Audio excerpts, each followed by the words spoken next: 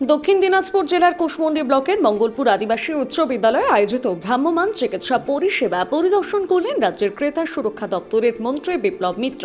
এদিন তার সঙ্গে উপস্থিত ছিলেন জেলার শাসক বালা সুব্রমণিয়াম টি, জেলার স্বাস্থ্য দপ্তরের আধিকারিক সুদীপ দাস, গঙ্গারামপুর মহকুমার শাসক অভিষেক শুক্লা, কুশমন্ডি বিধানসভা এলাকার বিধায়িকা রেখা রায়, দক্ষিণ দিনাজপুর জেলা পরিষদের সহকারী সভাধিপতি অম্বরীশ সরকার, জেলা পরিষদের খাদ্য কর্মাধ্যক্ষ রূপসানা খাতুন, কুশমন্ডি ব্লকের বিডিও ডক্টর নয়না দে, কুশমন্ডি থানার আইসি তরুণ সাহা, কুশমন্ডি গ্রামীণ হাসপাতালে স্বাস্থ্য দপ্তরের আধিকারিক অমিত দাস, বিশিষ্ট সমাজসেবী সারদুল মিত্র, করিমুল ইসলাম, কুশমন্ডি পঞ্চায়েত সমিতির সভাপতি মারিয়া মার্ডি, সহ সভাপতি আব্দুল কাদের মিয়া, কৃষি কর্মাধ্যক্ষ রেজা জাহির আব্বাস এবং পঞ্চায়েত সমিতির উপপ্রধান ওম প্রকাশ ঝা সহ অন্যান্য গণ্যমান্য ব্যক্তিবর্গ।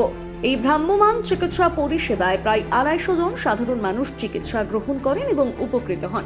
এই বিষয়ে মন্ত্রী বিপ্লব মিত্র জানান, মূলত আমাদের মোবাইল ভ্যান একটা স্বাস্থ্য দপ্তরের পক্ষ থেকে এটা ইন্ট্রোডিউস করা হয়েছে আমাদের কুশমন্ডি বিধানসভার জন্য, এবং এখানটায় হচ্ছে এই মোবাইল ভ্যানের ভিতরে সমস্ত রকম স্বাস্থ্য ব্যবস্থার পরিকল্পনা এখানটায় তৈরি করে ব্যবস্থা নেওয়া হয়েছে।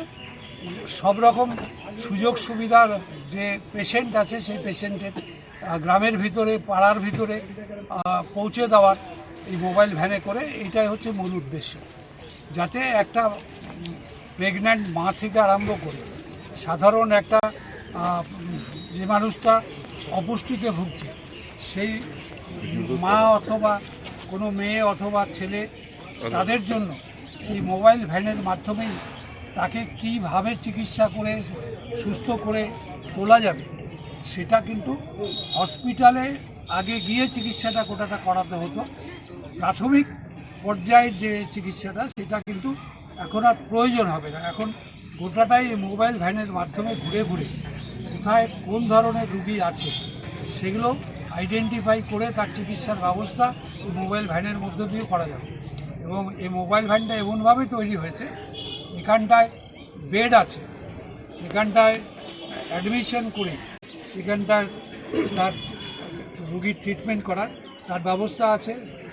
সমস্ত 35 রকম আমাদের রক্ত পরীক্ষার সমস্ত ব্যবস্থাটা এখান থেকে হচ্ছে।